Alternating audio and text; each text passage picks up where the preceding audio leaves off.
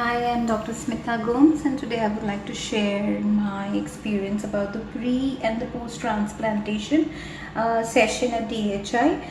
I would just want to go in for a frontal hair line construction and need some hairs here in the front area, frontal zone, and which is thinning out a little bit and has receded with age. I'm 45 plus.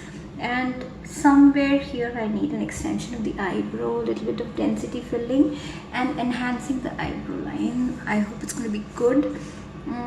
Rather, I'm sure it's going to be good because it's going to be done under the supervision of the medical director of DHI, and it's going to be the best because DHI is a very comfortable and safe procedure. I myself am a doctor, but I would like to go for the experience. Definitely I would share how was the experience and the before and after results as well. Thank you.